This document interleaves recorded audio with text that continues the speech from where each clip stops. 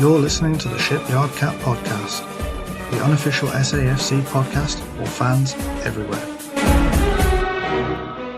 Hello and welcome back to another episode of the pod. I'm your host Adam, and we're here today to discuss the win in the third round of the FA Cup against Everton, where it finished 1-1 at full time, and then extra time levels again, and then we won on penalties 3-0, which will cover our thoughts and opinions on all of it.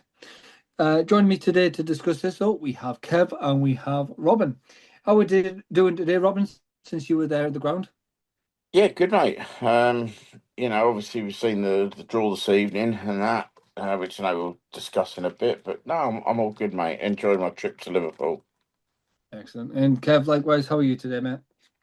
Yeah, all good, mate. Obviously, it's nice to kind of start the week with a positive pod, talk about the win.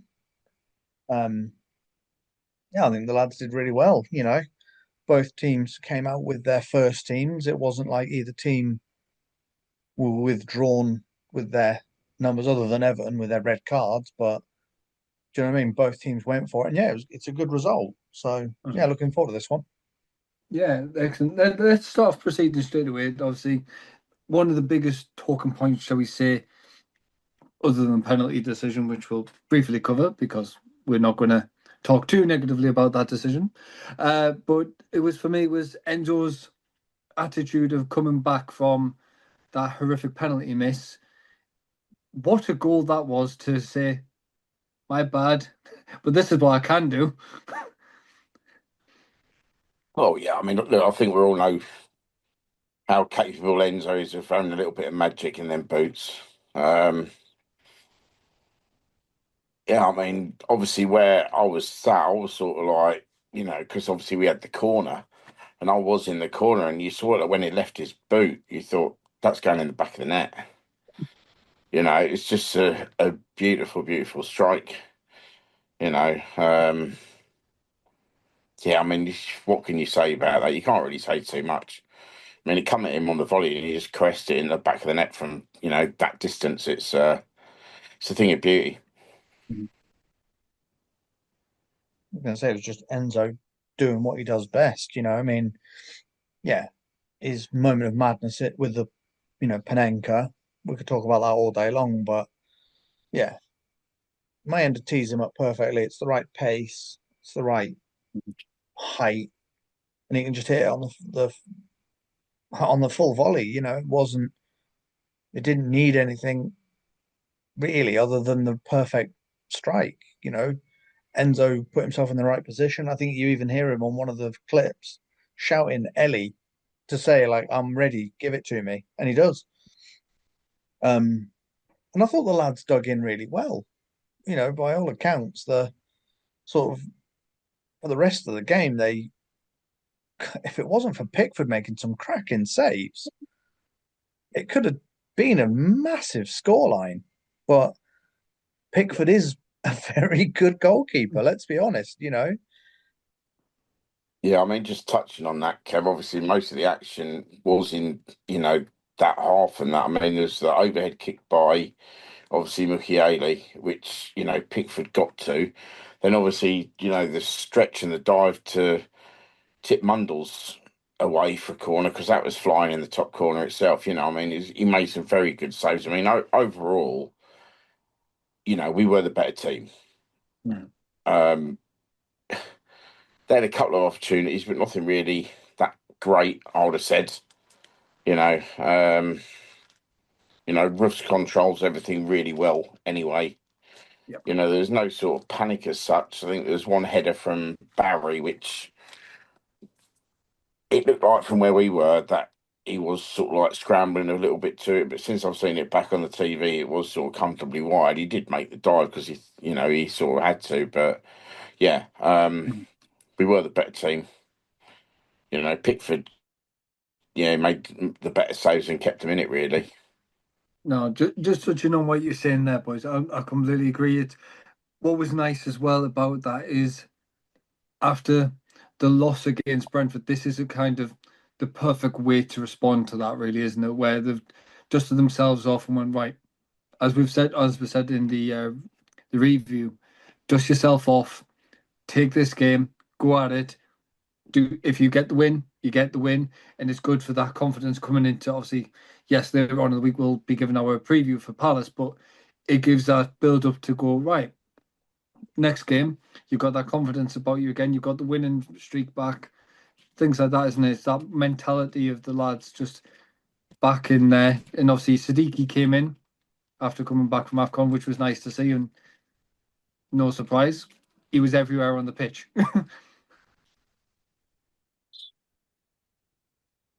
Yeah, I mean, he did. He was absolutely everywhere. I mean, the yellow card was a bit dubious that he picked up. Didn't look like it was even a foul from where we were. I mean, I don't want to dwell on the referee, but obviously my prediction was that it would be some kind of dodgy thing happening and everyone would nick it at the end. I mean, obviously what happened is they got an extremely fortuitous penalty, which I have never, ever seen something like that given, but it was terrible, absolutely terrible refereeing. But as Kev's pointed out before, these referees now rely on the VAR. So he's thinking, I'm going to give that. Yeah. Because if I'm wrong, it'll get overturned. But obviously there's no VAR until you get into the fifth round, which I know they've got to keep the competition level. But if a stadium's got VAR, surely you should be using it. I mean, it was just horrendous. I mean, it's bad when Keith Hackett comes out on Twitter and says it's bad. Yeah, exactly. And he's the one that's normally against us. He's normally against us, yeah, absolutely. But no, that was a bit I picked up on, was straight after the game. Obviously, is it Football Insider? I think he writes for, that's air quotes. And yeah, he comes out and says, what's the referee thinking? Where's the contact? The player's already going down when the decision's given. It was just a shocking decision. Hume, putting his hands up, going, no, don't do it. And the referee was already pointing at the spot. I just think he bowed under the pressure of the crowd. Mm-hmm. I think it was one that into the fact being that, don't get me wrong, it was a great bit of skill from him to do what he did to get inside the box where he did and jink past a couple of players. But to go down the way he did, I'm not going to lie, it's like a sniper shot him or something like that, the way he went down. A modern game, though, isn't it? Exactly. I mean, look, let's face it, it was pretty poor defending by us in the first place to allow him to be in the box like it was. We could have cleared it. Yeah. But I mean, he hung out a leg to try and get Xhaka to trip him. And it's just an awful, awful decision. But luckily, we came through it because like I said, I did predict there'd be something dodgy about it because it's Everton away, and we were never that great at Goodison and obviously David Moyes, but Lady Luck was on our side. Indeed, yeah. I must say as well, before you carry on there, Adam, that the crowd, absolutely amazing. I mean, I've seen online where the Everton fans have been praising us, that the fact that we never stopped singing, everything was positive about Sunderland. It wasn't,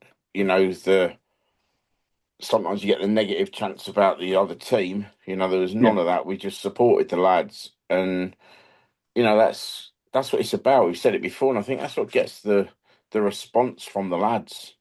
That, and I mean, and obviously I'll please Kev because I think one of the best performances of the day was Luke O'Nien as well. Yeah, 100% agreed. I was just going to come on to stuff like that of play the match wise, and obviously I know the club tweeted therefore of who was it, potentially Luke, Roofs, O'Nien, and sorry, that's Luke O'Nien twice. So Luke, Roofs, I think Xhaka was one, and I can't remember who the fourth was. Sorry, I do apologise. I think it was Mukiele. Mukiele, thank you. But to me, it's looking at that was a very well earned, and you've touched on the crowd anyway, because I was going to ask you what your thoughts were there because you were in there.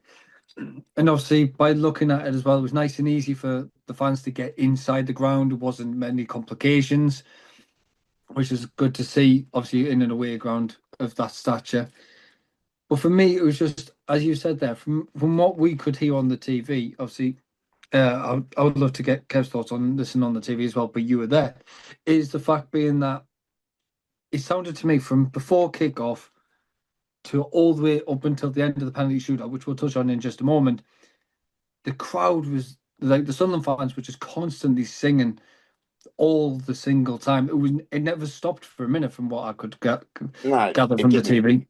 It didn't. We were just supporting them from, say, before the game even started. The songs were there, and the noise, it was up there, and I say that's why it's drawn praise from, the Everton fans saying how good we were, and what a well supported club and that, and yeah, look, I mean, touching on the ground, I mean, what a fantastic stadium. I mean, the way it's set up, because obviously it's inside of Bromley Moor Dock, but you've still got the old sort of dock wall there, and what they do, they set up the security barriers where everyone has to step through a barrier, and if you've got a bag, you get your bag checked there, and then you're sort of like inside the complex, and you've got all different food vendors and drink vendors and stuff like that, like, so you can congregate and mix, and there's no sort of set places that you have to be there with the away fans. You can go anywhere you want, sort of thing, You're sort of told to go down the far end because that's where the away end entrance is. But you can actually enter at any point. There's a good sort of security presence there as well because of it. They don't want any trouble and stuff like that. But the whole setup there was really, really good. As Peter mentioned, it's a little bit on the pricey side, but it's a brand new stadium. I think it's going to be. And obviously, you get inside the stadium and it's nice and clean and tidy and everything as you'd expect. But yeah, the whole thing, it doesn't take very long to get out. I mean, once you get out the actual stand itself, that seemed to take quite a while, but there was almost 8,000 of us, so it is going to. Just quite a couple of people to get past. Let's touch on penalties. Kev, I'm going to start with you in regards to it. Obviously, 3 out of 3 penalties for us, which was fantastic. 3 saves for Roofs. Don't get me wrong, I still think Everton's penalties were quite woeful, but well done to Roofs to still be able to get there and save them. But obviously, we had Enzo take the first penalty and absolutely rocketed that in the top corner. Xhaka, to me, did the old school penalty of one step back, look at the keeper, bang, you haven't got a chance to save it. And then Mr. Sunderland, 7 from 7 from penalty shootouts for Sunderland at the minute. Can somebody tell me what's been fed for him for breakfast? With not just the performance, but that penalty as well. Kev, your thoughts on that, man? Yeah, I mean, look, I think it's a bit unfair. At the end of the day, the goalkeeper's still got to go the right way, do the right things.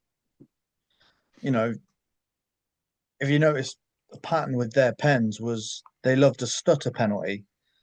Yeah. I'm not a fan of them. I think there's a certain element of gamesmanship goes into it, if that makes sense, where players seem to almost stop and want the goalkeeper to dive and then they take the pen. But Roofs was wise to that. Obviously, in his post-match interview, he did kind of say a little bit was with his instinct, but he did also have preparations, shall we say? Obviously, bearing in mind he's going against the master of penalty prep in Pickford. Pickford's well known for his water bottle. Well, we had our, Roofs is not shy to admit he had one. I think, Robin, you even shared the picture from TNT's TV coverage where, they're talking about it and showing it. And Roofs wasn't shy about saying, yes, I had one. Yeah. But it's all about preparation for me, for the goalkeeper. He's done his research and he's got it bob on. Were they poor penalties? They weren't brilliant. I think calling them poor is unfair. Hitting the bar or missing, that's a poor pen. But Roofs guessed the right way on all of them. got himself in the right position for all of them. And it wasn't like he even sort of got lucky, if that makes sense. He was solid on every single one. I mean, Robin, you're the goalkeeper in the room. You've got to be if you're Roofs, you're coming out of that goal going, "Yep, that was a good save," not "Oh, I got it." Yeah, I mean, even the penalty in normal time, he went the right way and he was unlucky. Yeah. You know, that's the thing. I mean, yeah, the Garner save and the first penalty was a good save. Then obviously Tierno Barry stepped up, and it was quite weird because I was standing watching, thinking Barry and Beto are just in such poor form they can't find the back of the net. Yeah. And it was just confidence, I just thought they're going to do this. And yeah, I mean, Barry's one you'd say is probably the worst out of the three, because it was sort of like, just didn't even go anywhere near the corner. If you're going to do a penalty like that, you've got to put it in the corner. But if the keeper goes the wrong way, then you say it's a good penalty because he's, outfoxed the keeper and the ball's gone in the back of the net. So, yeah, Ruff's done really well to be able to stand up to the last second and then make his dive, and then, like I say, the better one was never in doubt to me, I think. I mean, the crowd sort of couldn't really believe it, how good Ruffs was. But then, I mean, if you remember back to the summer, lads, when I went out to Augsburg and he saved the penalty out there, and I knew straight away this keeper had something about him. So, yeah, I mean, but it would have been a travesty if we hadn't gone through after the penalty decision in the main, the 90 minutes. Yeah. Because I say, without the help of the referee, they didn't look like they were going to score. But the result's the result. It went the right way. Obviously, we all came away quite happy. There's a good bit of crack with the Everton fans after the game as well. They were all chatting. None of them were angry or anything like that. It's not like the other club in Liverpool that want to start a fight with you. It's they were all good. Good respect between the sets of fans. Who's that? Accrington Stanley. Yeah.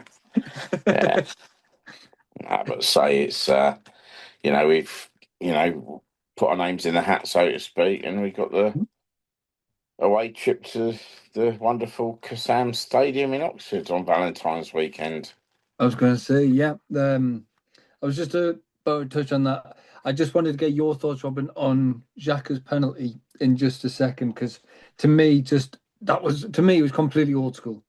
Just the way he did it. It just one step back, bang. Didn't give Pickford a chance to dive. It was just to me, that's Kev probably will be nodding along, but that's an old school pen. One step back, bang. In the net. Because obviously you don't give a keeper a chance to think of where you're going to take that shot. I mean, it takes a bit of confidence to do that as well, to generate the power, and obviously you put it right into the side netting as well. It was just a great penalty. I mean, you saw the look afterwards. Him and like Pickford had a little smile and finger wave at each other and stuff like that. He sort of knew, But yeah, great penalty. I mean, you can't say that. All our penalties were good, really. You look at it. I mean, Enzo's penalty, yeah, I mean, smashed in sort of like, towards the top corner. It's a hard one for a keeper to get to. Even if he does dive the right way, which he did, it's still hard to get to with that power and sort of accuracy. And then I say Xhaka's was power and straight in the corner. And then, well, we all heard Luke saying he just, he had 5 penalties in his head and then just thought he's going to smash it as hard as he can. And, most of the time when you do that, it goes in the back of the net. Occasionally, a keeper might get a touch on it, or it sort of like skews off the side of your foot or something and misses the target. But, I mean, every penalty was a good penalty for us. Yeah, definitely. Let's go back into what you were saying then. And obviously, regarding the FA Cup, the draw was obviously tonight for the 4th round. As you said, it's ties are to be played on Valentine's Day, on the 14th. And we have a lovely away trip back to Oxford. Obviously, Kev's old stomping ground where his family's from. Kev, what you feeling? I know you're going to go. To be honest with you, I thought I was done with the 3-sided stadium. when we got promoted. Like, come on. They're currently scrapping their way at the bottom of the championship. So the chances of us crossing paths again was going to be pretty slim. And then, yeah, when the cup draw came out, I mean, firstly, that was due to be at quarter 2. They started at 22. Like, cheers. Thankfully, I had it on. Do you know what I mean? But talk about getting it wrong. You tell everyone, oh, tune in at quarter 7. Quarter 7, we'd already been drawn. But like, it's Oxford. They're going to they're in a real awkward position, to be honest with you, because they need to get some wins under their belt. They need to get out of the relegation zone. Mm-hmm. They've just sacked their manager. So they need a change in fortune. But yeah, for us, it's my biggest frustration. I said this to you lads in the chat straight after. It's the fact for us, it's a 250-mile each way trip again for another game. You know, I'm sorry to say it, but the lads could probably do without trekking the length of the country for these fixtures. But we seem to have said we're going for it. So, yeah, the first team are going to this one by the looks of it. It's not going to be the unders and the reserves. Am I going to go? Probably. I was going to say, just touching on what you said there about first team, and Regis pretty much coming out saying it's going to be, we're going to make a good go of it. That's what I was praying and hoping. If we did get a lower league opposition, I'm not going to say, obviously, like say Mansfield or something like that, where you probably see the odd few tweaks. But I generally think, even if it was, say, a Mansfield or a Macclesfield, I generally think Regis would have still fielded his strongest 11 due to the fact being he doesn't want to be like of Palace, for example. I think that was the precedent that's been set, hasn't it, where this is what happens if you field a very weak side. I know it sounds horrible saying weak, but I know where you're coming from, Adam. I'm going to slightly disagree, not massively, because previous years teams have done that in the cup. But I think this season, I mean, you look at the team that Everton put out, you look at the team that Man City put out against Exeter. Yeah. And it seems to be that people are taking this competition serious again. You know, there's a way into the Europa League for this. Yeah. And that's our target, is to get into Europe. Whether or not it's off league position. I know we've dropped off in the league a little bit lately. We've had the months from hell, as we already know, in December. You know, but if we can get a good cup run, and realistically, you know, if you even get someone like, say, City or Arsenal in the final, which are going to be taking a Champions League place, you generally automatically get the Europa League spot from the losing cup final. Yeah.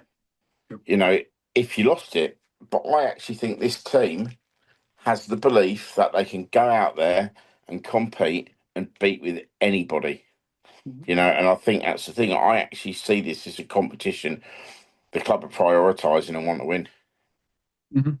I know they did touch on earlier in the season about the thoughts and ambitions for that, and pretty much it was after the League Cup defeat, we kind of like they weren't too bothered about that. But this one is obviously, to me, this trophy is more prestigious than the League Cup.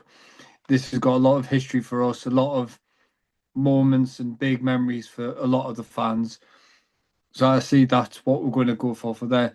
I just want to touch on your thoughts, Kev, of obviously, do we see it's going to be an easy pass or?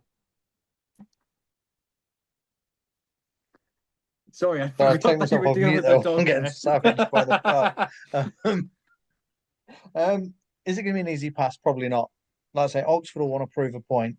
What a confidence booster for a lower league side to beat a Premier League team.